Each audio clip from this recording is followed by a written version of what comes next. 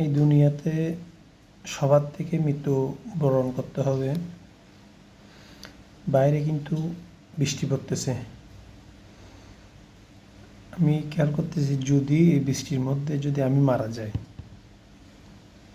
তখন কি সব কিছু আমার জন্য থেকে থেমে থাকবে? অবশ্যই না। সব কিছু ঠিকঠাক থাকবে। যখন আমি মারা যাব, শুনবে এলাকার মানুষজন, পাড়া পড়শি, আত্মীয় স্বজন, যে কোনো মানুষজন শুনবে, যারা আমাকে চিনে, যারা আমার রিলেটিভ, তারা হয়তো একটু সাময়িক কষ্ট পাবে, হয়তো ঘণ্টাখানিক, একদিন 2 দিন, তার থেকে তো বেশি না। সব কিছু তো আমাদের জন্য থেমে থাকবে না। সব কিছু আগের মতো চলবে। যখন মারা যাবে, বৃষ্টির মধ্যে আমাকে কেউ রেখে দিবে না। মারা যাওয়ার পর তখন আমার নাম ধরে কেউ ডাকবে না। তখন বলবে, এই লাশটা কোথায়? ওগুলো শুনতেও বলতেও খুব ভয় কাজ করতেছে। তারপরেও আমরা কিন্তু এটা নিয়ে খুব সিরিয়াস না। দুনিয়ার মধ্যে আর কিছু হোক বা না হোক, কিন্তু মৃত্যুটা হবে সেটা তো নিশ্চিত। আমি জীবনে উন্নতি করতে পারবো না, সাফল্য হতে পারবো নাকি হব না, এটা কিন্তু অনিশ্চিত। তারপরেও কিন্তু এগুলোর জন্য আমরা কষ্ট করে যাচ্ছি। কিন্তু যেটা নিশ্চিত, মৃত্যু যে আসবে আমাদের, সেটা নিশ্চিত।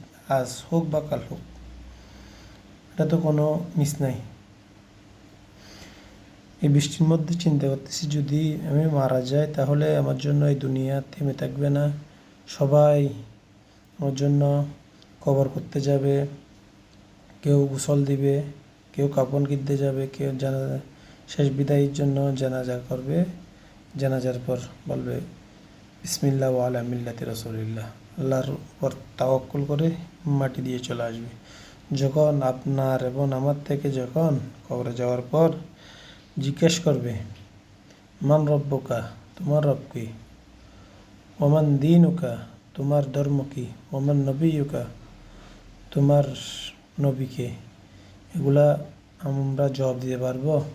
এগুলা তো এমনি স্বাভাবিক। আমরা তো দুনিয়ার মধ্যে এগুলা জবাব জানি। মান রব্বুকা, আমার রব আল্লাহ।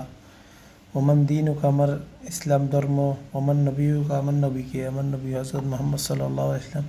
এগুলা তো এখানে বলতে পারতেছি, কিন্তু ফেরেশতারা যখন জিজ্ঞেস করবে, তখন কি আমাদের মুখ দিয়ে এটা বাইর হবে?